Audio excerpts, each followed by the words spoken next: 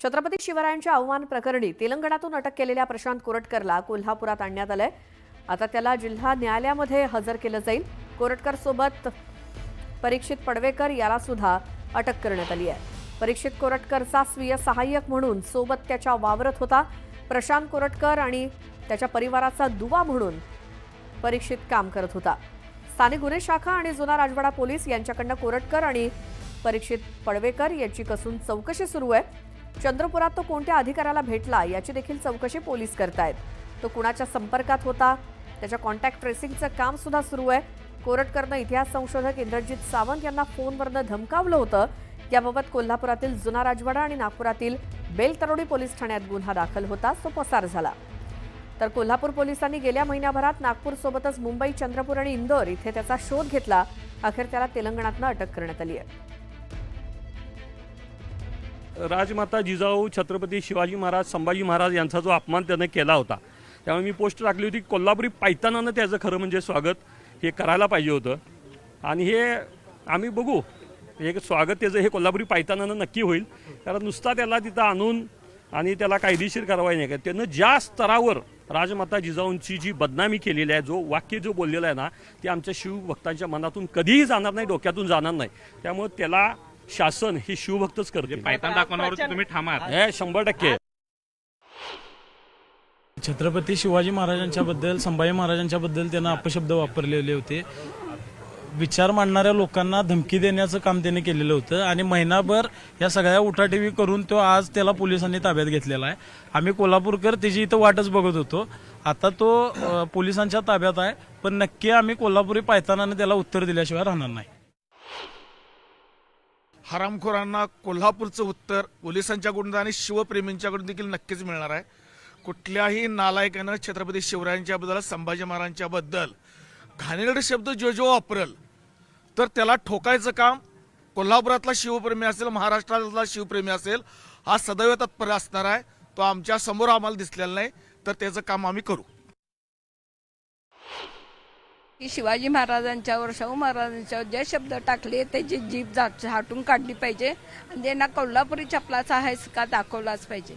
कोल्हापुरी लोक असे आहेत की एक लाल रक्ताचीच आहेत, तो सुद्धा असेल, पण जे धमकी देणारा माणूस महिनाभर गायब होतं, ज्याच्या अंगात हिंमत असेल त्यांना थांबायला हवं होतं। अशा फुकटच्या धमक्या देऊन बाहेर गावून पळून जाणं हे चुकीचं आहे।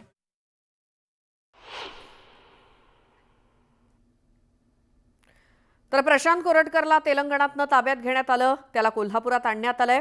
या संदर्भात माहिती घेऊयात। आमचे प्रतिनिधी कोल्हापुरातनं ज्ञानेश्वर साळोखे आपल्यासोबत आहेत। ज्ञानेश्वर, आता पुढे काय प्रक्रिया सुरू आहे कोरटकर संदर्भात? श्वेता, गेल्या 2 तासापासून आहे ते या कोरटकर संदर्भातल्या अटकेची प्रक्रिया पोलीस पूर्ण करतायत। त्यासोबतच तो कुठं कुठं गेला होता त्या संदर्भातली इत्थंभूत माहिती आहे ते त्याच्याकडून संकलित करतायत। स्थानिक गुन्हे शाखा आणि जुना राजवाडा पोलीस ठाण्याचे अधिकारी आतमध्ये आहेत, ते त्याची तपासणी करताना आपल्याला पाहायला मिळतात। सध्या जी माहिती मिळते त्या माहितीनुसार प्रशांत कोरटकर याला एकट्यालाच या जुना राजवाडा पोलीस ठाण्यामध्ये आणलेलं आहे।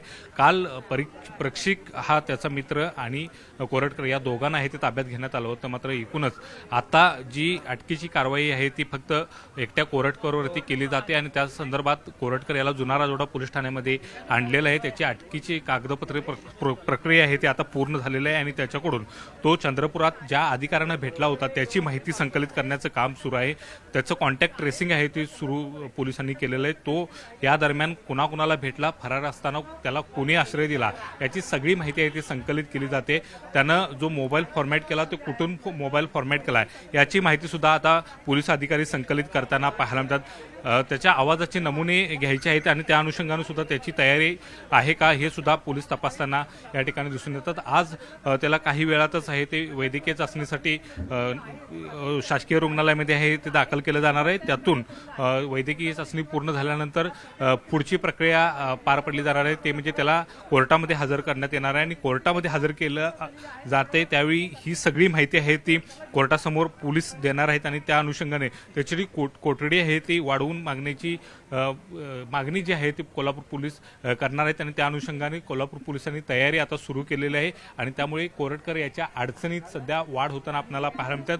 ही जर माहिती कोल्हापूर पोलिसांनी संकलित केली किंवा त्याला तो प्रतिसाद देत नसेल तर मात्र त्यासाठी कोठडीची गरज आहे ती कोल्हापूर पोलीस न्यायालयासमोर मागतील आणि न्यायालयाने कोठडी दिल्यानंतर ह्याचा तपास आहे ते करतील। मात्र न्यायालय नेमकं काय निर्णय देते हे सुद्धा पाहणं महत्त्वाचं आहे। मात्र गेल्या 2 तासापासून त्याची कसून चौकशी आहे ते या जुनारजोडा पोलीस ठाण्यामध्ये होताना आपल्याला पाहायला मिळते आणि काही वेळातच त्याला आता वैद्यकीय तपासणीसाठी आहे ते शासकीय रुग्णालयामध्ये दाखल करण्यात येणार आहे। बिलकुल ज्ञानेश्वर, धन्यवाद या सगळ्या माहितीसाठी आणि सगळे अपडेट आपण घेत राहूच नेमकं या प्रकरणामध्ये पुढे काय काय होतंय।